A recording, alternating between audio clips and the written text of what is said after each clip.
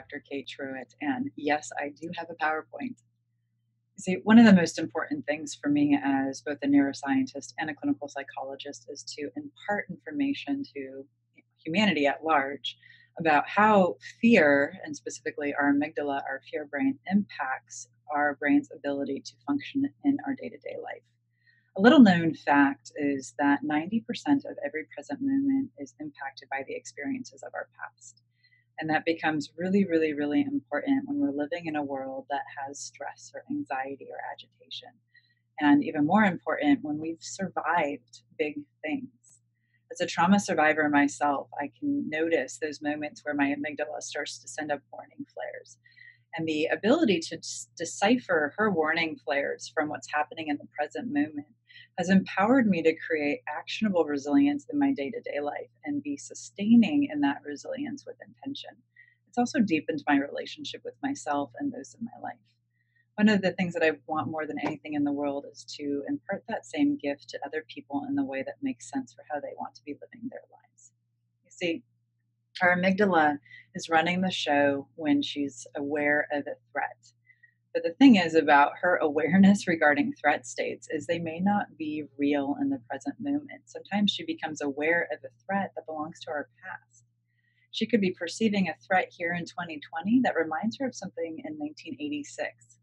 When she's in a threat state, and especially when she encodes and remembers an experience that's threatening enough to her to be memorable, she doesn't have a sense of time anymore. She just says, oh, I'm going to hold on to this forever because I need to make sure that this person who I belong to, meaning you, stays alive. And a little nuance and a little kind of annoying thing about Amy is she doesn't really care about quality of life. She only cares about survival. So let's unpack just for a moment how the amygdala impacts our information processing throughout the course of the day. One of the amazing things about our brain is that it has developed across the course of a lifetime to make sure that we do stay alive. And the amygdala's job when she's just humming along nice, slow, easy, calm is to make sure that we don't do silly things like walk off cliffs, or eat the thing that smells really gross because it's moldy and it could poison us or make us really sick.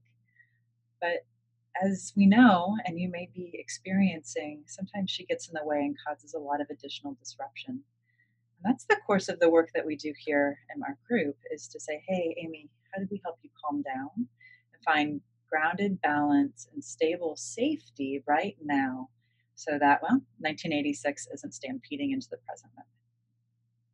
So in a moment of activation, our brain is encoding information. And well, actually, it doesn't even have to be a moment of activation. Our brain is always taking in information all the time. And our amygdala specifically speaks the language of the five senses. So what we see, smell, hear, taste, touch. She doesn't speak English. She doesn't speak Mandarin. She doesn't speak French. She doesn't speak ASL. She only speaks electrochemical. And so if she senses a threat in the environment, then she's going to send up a warning flare. And here's the thing, she's fast. Why? Because survival requires us to be fast on our feet. If there's a tiger, we want to know it and we want to be able to take action. She's so fast that I'd like to invite you to just take a moment and blink. Now, guess what? She's faster than that. She's 4 times faster than that eye blink, 75 milliseconds, in fact. So anytime we're taking in sensory information in our environment, our amygdala is processing that data 4 times faster than we're even consciously aware of it. And while she's processing that data, she's also bringing in all sorts of feedback from our emotional brain and our limbic system. And because of that, she's in relationship with not just our brain and our mind, but also our entire body. So if you've ever had a moment where you're walking down the street and maybe you stutter step because you see a hose on the ground and you go, oh, that was silly, that's a hose. That's because Amy changed your physiology in that moment to check in on, is that a snake? That's what we call an unconditioned threat stimuli. It's something that we are all born to be aware of because it's killed enough of our species across time that our brain learned, oh, we better be a little careful about that. So not only is she taking in data 4 times faster than our thinking brain, which I'll talk about in just a minute, she's also sourcing all of this additional information and can pull our brain and our body into alignment with what she feels needs to be done in any given moment if she perceives a threat. Now, that being said, information does still get up to our thinking brain. Blink again. That's how long it takes for our thinking brain to begin to chime into the conversation. And if our amygdala is sensing threat and she's pulling on the energy of our brain and our body, she's going to define the way we're thinking and feeling. So our thinking brain is a lot slower than our reactionary brain. And that's by design. Our thinking brain's pretty new to the experience when we look at our species. And our thinking brain is great for building buildings, building Zoom, which is how I'm able to do this video, right? I'm sitting in a chair that thinking brain's built and thumbs. Yay, thumbs. But that stuff is great. It doesn't necessarily mean it's going to help us survive. She wants to know that we can be reactionary and responsive in any given moment. And so our brain has been built over the course of time to rely on her first and our thinking brain second.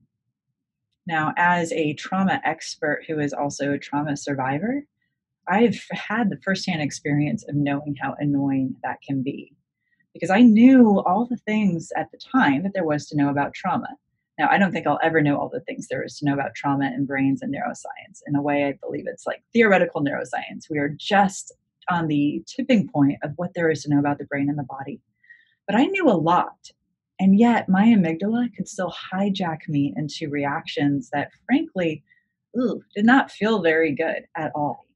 Now you might have noticed that there are two little blanks here that are hanging out and I haven't talked about those yet. So let's look at those two things. 50 milliseconds. It's faster than Amy, isn't it? Yeah, that's cool. That's the opportunity. 50 milliseconds is how quickly our thalamus receives incoming information. And the information, all except for our sense of smell, goes through the thalamus before it gets to our amygdala. In fact, it's our thalamus who assesses for the very first tiniest detection of threat. And that's really, really, really good news because the thalamus is implicated in attention and learning and the schemas and the narratives that we develop throughout the course of our life. We're narrative creatures. And so, in the course of the work that we do here in session, we're not only helping the amygdala heal and calm down, but we're helping the brain build new empowered thought processes, neural pathways, so that you have your empowered brain in your hands. We do our job right, you are in a healthy, balanced, strong relationship with your brain and your body.